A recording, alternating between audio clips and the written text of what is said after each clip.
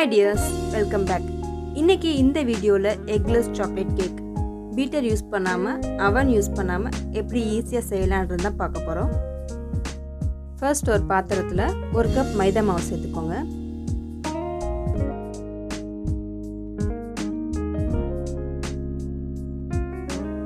இது கூட 1/4 கப் அளவுக்கு கொக்கோ பவுடர், அப்புறம் 1 teaspoon baking powder, 1 teaspoon baking soda. இது நம்ம நார்மலா சமையலுக்கு யூஸ் பண்றது.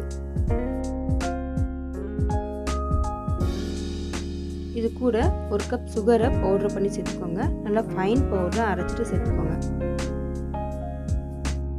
அப்புறம் ஒரே ஒரு பிஞ்ச் உப்பு, அந்த ஸ்வீட்னஸை எடுத்து காமிக்கிறதுக்காக. இப்போ இந்த ட்ரை இன்க்ரீடியன்ட்ஸ் எல்லாத்தையுமே நம்ம ஒரு தடவை சலிச்சு எடுத்துக்கலாம்.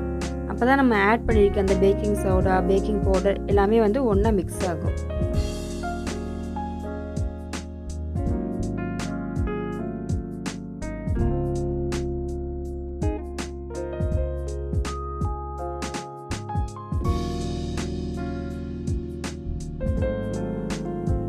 நல்லா சீவ் பண்ணதுக்கப்புறமா இது கூட 3/4 கப் பால் சேர்த்துக்கணும்.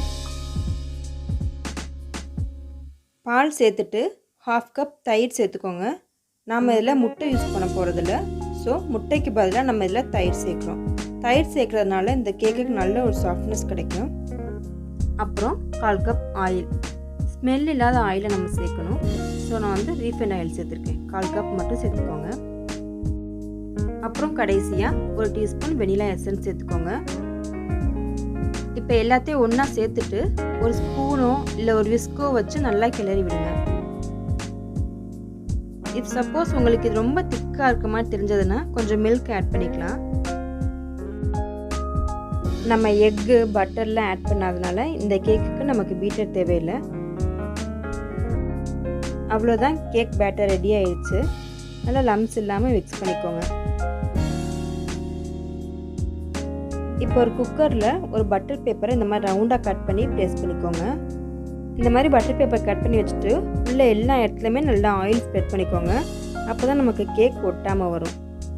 நல்லா க்ரீஸ் பண்ணதுக்கப்புறமா நம்ம பேட்டர் ஆட் பண்ணிக்கலாம். ஓரங்கள்லாம் நல்லா க்ரீஸ் பண்ணிக்கோங்க.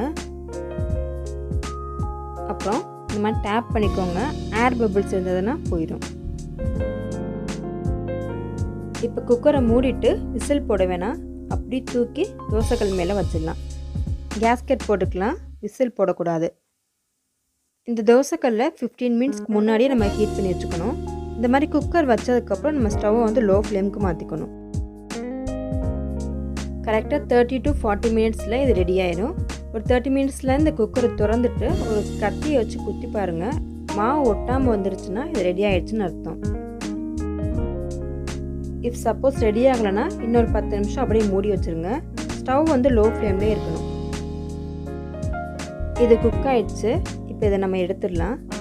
இந்த ஓரங்களில் கத்தியை வச்சு இந்த மாதிரி கீறி விட்டுக்கோங்க. அப்போ தான் நமக்கு வந்து எடுக்கிறதுக்கு ஈஸியாக இருக்கும். இப்போ அப்சைட் டவுனாக டர்ன் பண்ணோம்னா கேக் ஈஸியாக வந்துடும். நல்லா சாஃப்டாக இருக்குது.